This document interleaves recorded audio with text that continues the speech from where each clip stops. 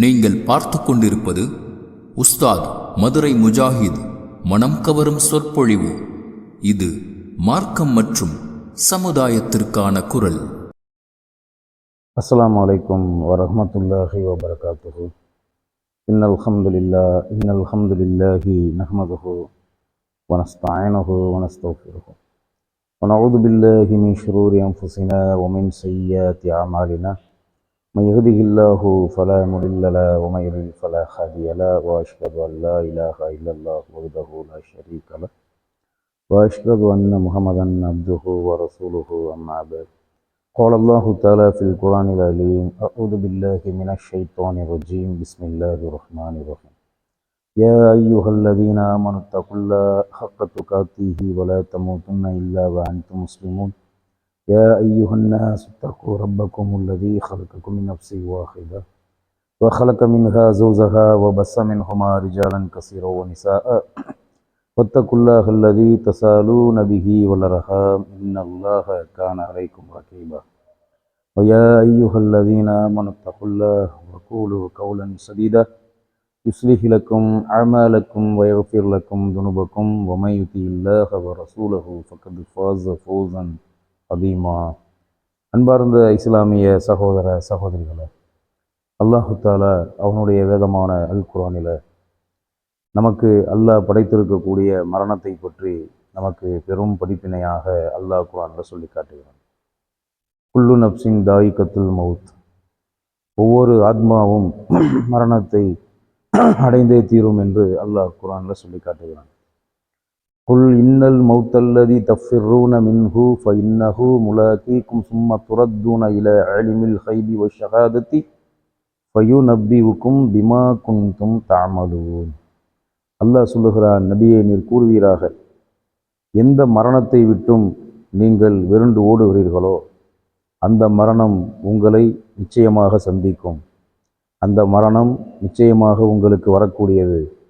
பிறகு மறைவானதையும் வெளிப்படையானதையும் அறிந்த அந்த அல்லாஹ்விடத்திலேயே நீங்கள் கொண்டு செல்லப்படுவீர்கள். நீங்கள் செய்பவற்றையெல்லாம் அல்லாஹ் நன்கு தெரிந்து அறிந்து வைத்திருக்கிறான் என்று அல்லாஹ் குர்ஆனில் சொல்லி காட்டுகிறான்.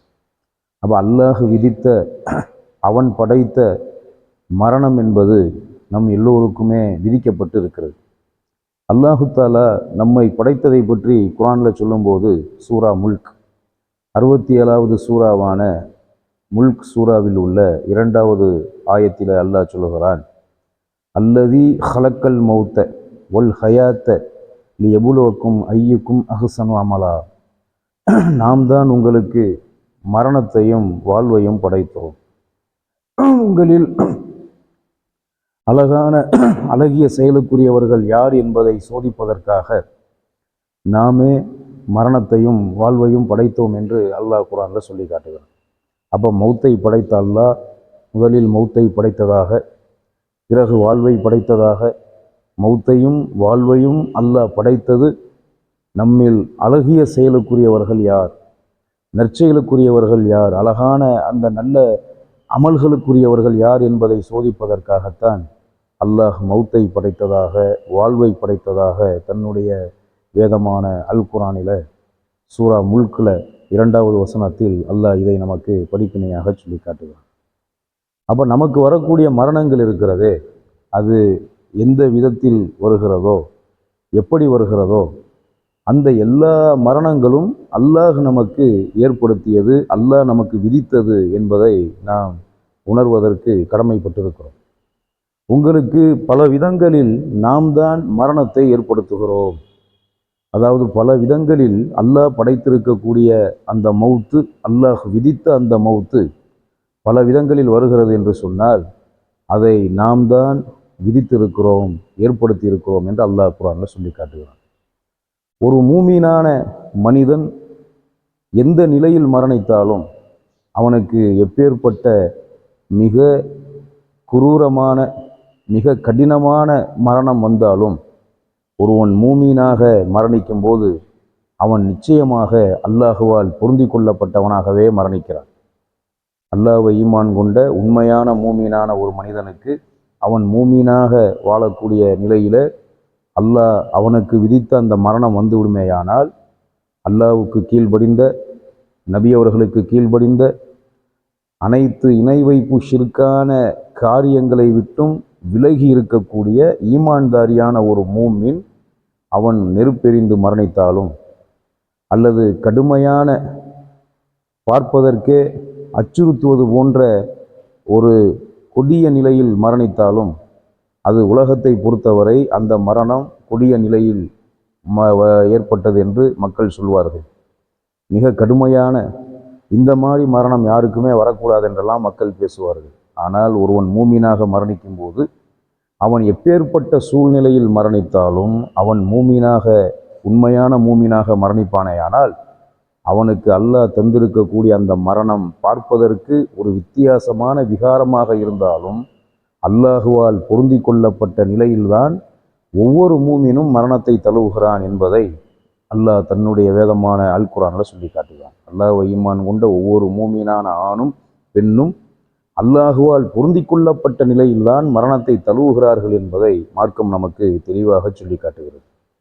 நேற்றைய தினத்தில் உலக முஸ்லிம்களை எல்லாம் துக்கத்தில் ஆழ்த்திய ஒரு செய்தி, மக்காவுக்கு உம்ரா வணக்கத்தை நிறைவேற்றுவதற்காக உம்ராவுக்கு சென்ற நம் சகோதர சகோதரிகள், நம்முடைய பிள்ளைகள் எல்லாம் 45 பேர் மரணத்தை தழுவியிருக்கிறார்கள்.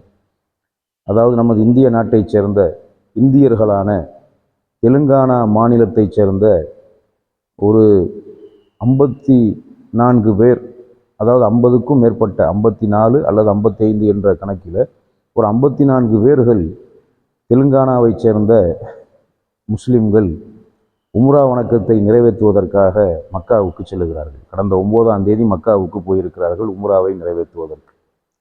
அவர்கள் அந்த 54 பேருமே தெலுங்கானாவை சேர்ந்தவர்கள். அந்த உம்ரா வணக்கத்தை நிறைவேற்ற போன அந்த சகோதர சகோதரிகளில் ஒரு 46 பேர் பேருந்தில் 9ஆம் தேதி மக்காவுக்கு போகிறாங்க. உம்ரா வணக்கத்தை நிறைவேற்றிட்டு நேற்று, அதாவது நள்ளிரவு, இந்திய நேரப்படி நள்ளிரவு 1:30 மணிக்கு அந்த இரவு நேரத்தில் உம்ரா வணக்கத்தை நிறைவேற்றிட்டு மதீனாவுக்கு மஸ்ஜிது நபவி பள்ளிவாசலில் தொழ வேண்டும் என்பதற்காக, ஜியாரத்துக்காக மஸ்ஜிது நபவியில் தொழுவதற்காக மதீனாவுக்கு, மக்காவுக்கு சென்று உம்ராவை முடித்துவிட்டு மதீனாவுக்கு செல்கிறார்கள். மதீனாவுக்கு அதை ஒரு 46 பேர் பேருந்தில் போகிறாங்க.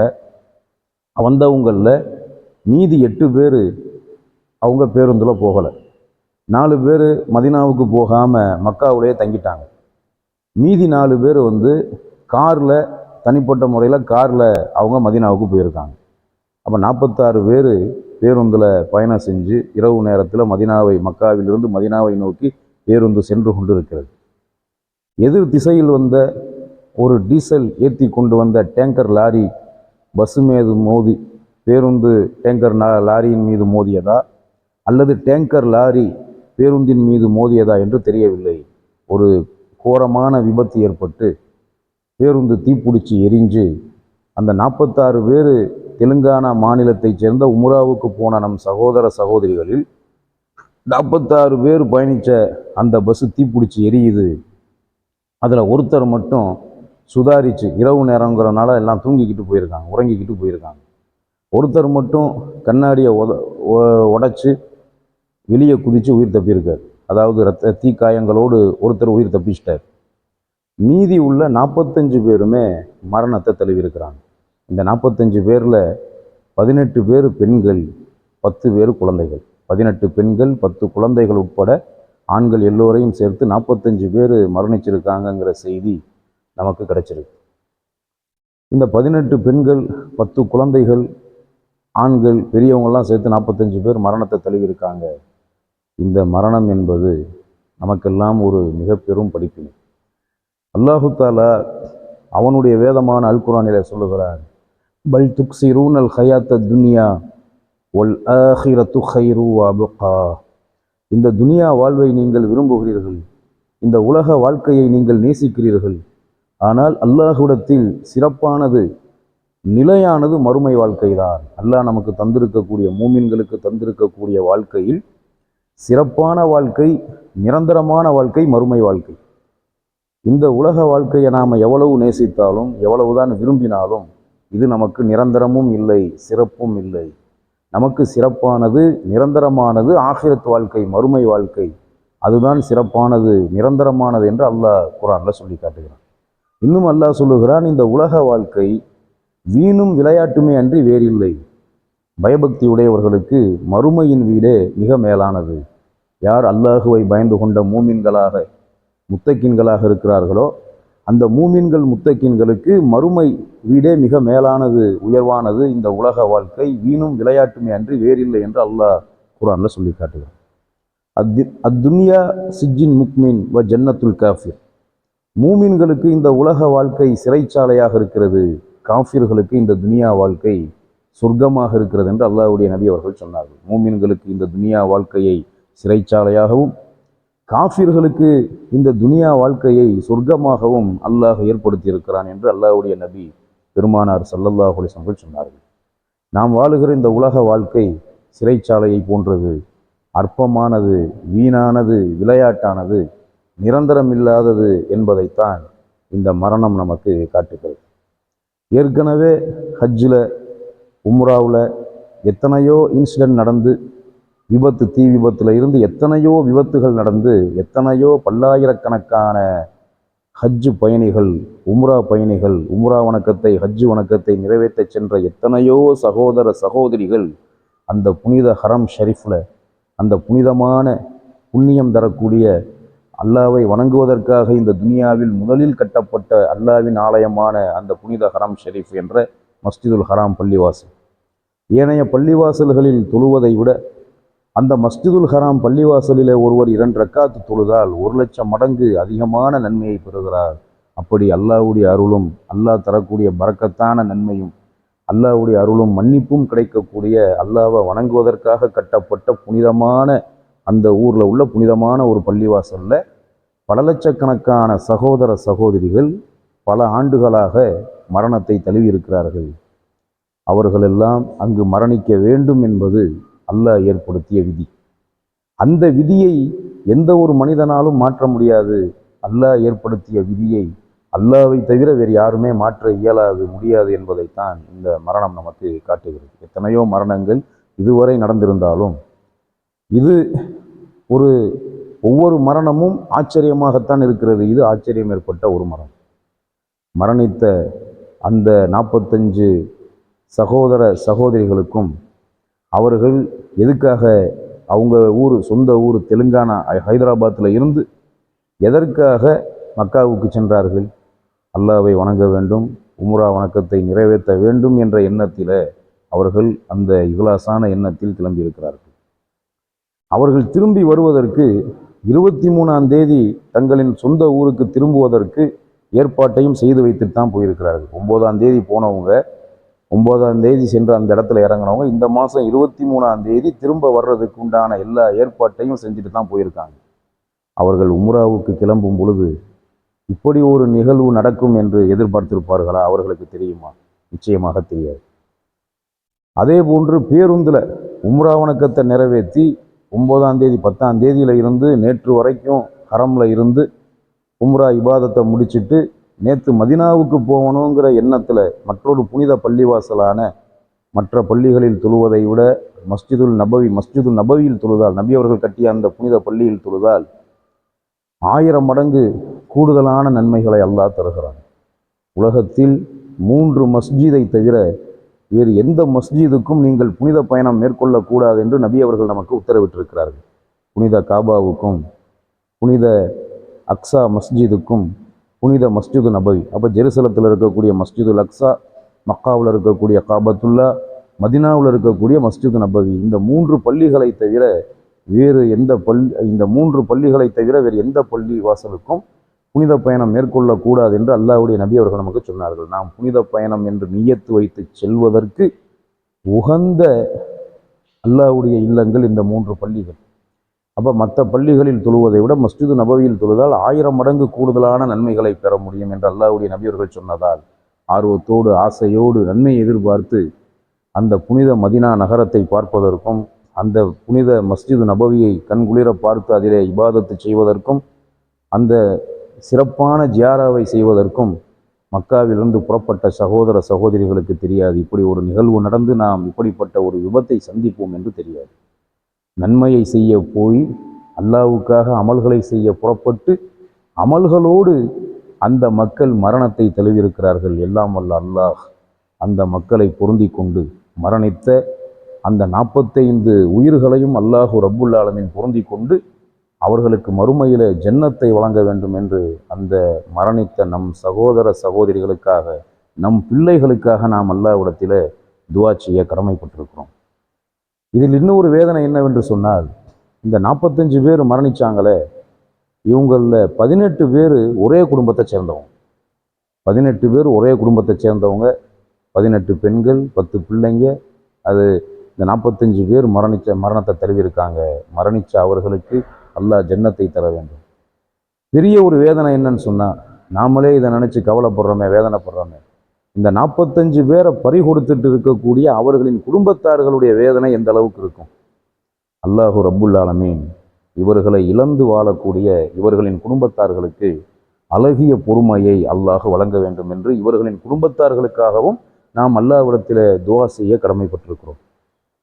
நபி அவர்கள் சொன்னார்கள், தனக்கு விருப்பமான ஒருவரை அல்லாஹ் மரணிக்க செய்து விட்டால், தான் நேசிக்கிற தனக்கு விருப்பமான ஒருவரை அல்லாஹ் மௌத்தாக்கி விட்டால், அந்த மௌத்தின் காரணமாக பொறுமையை மேற்கொள்ளக்கூடிய மூமினுக்கு அல்லாஹ் சொர்க்கத்தை தருகிறார். நமக்கு விருப்பமான ஒருவர் மரணிச்சிட்டார், அதற்காக நாம் கண்ணீர் வடிக்கிறோம், அழுகிறோம், வேதனைப்படுகிறோம். ஆனால் சபுர் செய்கிறோம், பொறுமையாக இருக்கிறோம். அந்த பொறுமைக்கு அல்லாஹ்விடத்தில் சொர்க்கமே கிடைக்கிறது. அப்படிப்பட்ட அழகிய பொறுமையை இவர்களின் குடும்பத்தார்களுக்கு அல்லாஹ் தர வேண்டும். பொறுமையாக இருந்த காரணத்தினால் மறுமையில இவர்களின் குடும்பத்துக்கு அல்லாஹ் ஜன்னத்தை தர வேண்டும் என்று எல்லாம் வல்ல அல்லாஹ்விடத்தில் நாம் துஆ செய்ய கடமைப்பட்டிருக்கிறோம், பிரார்த்திக்க கடமைப்பட்டிருக்கிறோம். அல்லாஹு தஆலா இந்த உலக வாழ்க்கை அற்பமானது, வீணானது, விளையாட்டானது என்று சொல்லுகிறான். இந்த வீணான வாழ்க்கை, விளையாட்டான அற்பமான வாழ்க்கை என்பதைத்தான் உம்ராவில் அந்த மக்காவுக்கு போன 45 பேர்கள் மரணித்த அந்த ஒரு நிகழ்வு நமக்கு எடுத்து காட்டுகிறது.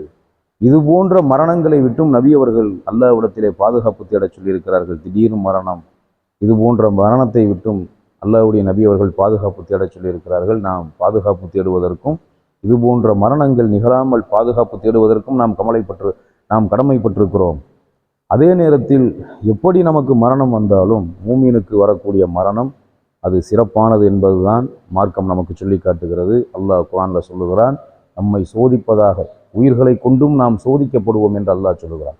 وَلَنَبْلُوَنَّكُمْ بِشَيْءٍ مِنَ الْخَوْفِ وَالْجُوعِ وَنَقْصٍ مِنَ الْأَمْوَالِ وَالْأَنْفُسِ وَالثَّمَرَاتِ وَبَشِّرِ الصَّابِرِينَ. நாம் உங்களை ஓரளவு சோதிப்போம். நாம் உங்களை சோதிப்போம் பயத்தை கொண்டு, வறுமையை கொண்டு, பொருள்களை கொண்டு, உயிர்களை கொண்டு உங்களை நாம் சோதிப்போம். அப்போ பயத்தை கொடுத்து அல்லாஹ் நம்மை சோதிப்பான், வறுமையை கொடுத்து அல்லாஹ் நம்மை சோதிப்பான். அதே போன்று பொருளாதாரத்தில் நஷ்டத்தை ஏற்படுத்தி, இழப்பை ஏற்படுத்தி அல்லாஹ் சோதிப்பான். நம்முடைய உயிர்களை கொண்டும் நம்மை அல்லாஹ் சோதிப்பான். 4 விதத்தில் நமக்கு சோதனை வரும். பயம், வறுமை, பொருளாதாரத்தில் இழப்பு, வருமானத்தில் குறைவு, பொருளாதாரத்தில் நஷ்டம். நம்முடைய உயிர்களாலும் நாம் சோதிக்கப்படுவோம், நமக்கு வேண்டியவர்களின் உயிர்களாலும் நாம் சோதிக்கப்படுவோம் என்பதைத்தான் அல்லாஹ் குர்ஆனில் நமக்கு சொல்லி காட்டுகிறான். இந்த உலக வாழ்க்கை ஒரு சோதனை களம், அற்பமானது என்பதை ஒவ்வொரு நிகழ்வும் நமக்கு படிப்பினையாக காட்டி கொண்டிருக்கிறது. நமக்கு ஏற்படக்கூடிய மூமின்களுக்கு வரக்கூடிய மரணம் அது எந்த விதத்தில், தற்கொலை மரணத்தை தவிர வேறு எந்த விதத்தில் எப்படி மரணம் வந்தாலும் அது எல்லாமே அல்லாஹ் விதித்த ஒரு மரணம். மூமினாக மரணிக்கக்கூடியவன் எப்படி மரணித்தாலும் அவன் அல்லாஹுவால் பொருந்தி கொள்ளப்பட்ட நிலையில்தான் மரணிக்கிறான் என்பதை நாம் புரிந்து கொள்ள கடமைப்பட்டிருக்கிறோம். அதே நேரத்திலே நபி அவர்கள் சொன்னார்கள், உம்ரா வணக்கத்தை நிறைவேற்றுவதற்காக அல்லது ஹஜ்ஜு வணக்கத்தை நிறைவேற்றுவதற்காக ஒருவர் புறப்பட்டு குளித்து இஹ்ராம் அணிந்து அந்த இஹ்ராம் அணிந்த நிலையில் ஒருவர் மரணித்தால் அவருக்கு அல்லாஹ்விடத்தில் கிடைக்கக்கூடிய ஒரு சிறப்பு இருக்கிறதே. நபி அவர்கள் சொன்னார்கள், இஹ்ராம் அணிந்த நிலையில் ஒருவர் மரணித்து விட்டால் அவரின் தலையை நீங்கள் மறைக்காதீர்கள், அவருக்கு நறுமணம் பூசாதீர்கள். மறுமையிலே அவர் எப்படி ஆகிரத்திலே எப்படி எழுப்பப்படுவார் என்று சொன்னால் தல்பியா கூறியவராக, இஹ்ராம் அணிந்த நிலையில் தல்பியா கூறியவராக எழுப்பப்படுவார் என்று நபி அவர்கள் சொன்னார்கள். அப்படிப்பட்ட அந்த இஹ்ராம் அணிந்த நிலையில் ஹஜ்ஜு வணக்கத்தை நிறைவேற்றுவதற்காகவோ அல்லது உம்ரா வணக்கத்தை நிறைவேற்றுவதற்காகவோ இஹ்ராம் அணிந்த நிலையில் சென்ற ஒருவர் இஹ்ராம் அணிந்த நிலையில் மரணித்தால் அல்லாஹ் ஆகிரத்தில் அவருக்கு இப்பேற்பட்ட எப்படி ஷஹீதுகள் தனி அடையாளத்தோடு எழுப்பப்பட்டு அல்லாஹுவால் கௌரவிக்கப்படுவார்களோ கண்ணியப்படுத்தப்படுவார்களோ அதே போன்று இஹ்ராம் அணிந்த நிலையில் ஹஜ்ஜிலையோ உம்ராவுலையோ இஹ்ராம் அணிந்த நிலையில் ஒருவர் மரணித்தால் அவர் அல்லாஹுவால் மறுமையில் கௌரவிக்கப்படுவார் கண்ணியப்படுத்தப்படுவார் என்பதை பெருமானார் ஸல்லல்லாஹு அலைஹி வஸல்லம் அவர்கள் சொன்னார்கள். அல்லாஹ் மரணித்த அந்த 45 சகோதர சகோதரிகளுக்கும் குழந்தைகளுக்கும் மறுமையிலே ஜன்னத்தை வழங்க வேண்டும். அவர்களை இழந்து வாடிக்கொண்டிருக்கிற கவலையில் இருக்கிற அவர்களின் குடும்பத்தார்களுக்கு அல்லாஹ் அழகிய பொறுமையை தர வேண்டும் என்று எல்லாம் வல்ல ஏக இறைவனான அல்லாஹ்விடத்திலே பிரார்த்திக்க வேண்டும் என்று உங்களை கேட்டுக்கொண்டு என்னுடைய இந்த உரையை முடித்துக் கொள்கிறேன். வாஹிரு தாவான அனில் ஹம்துலில்லாஹி ரப்பில் ஆலமீன். அஸ்ஸலாமு அலைக்கும் வரஹ்மத்துல்லாஹி வபரகாத்துஹு.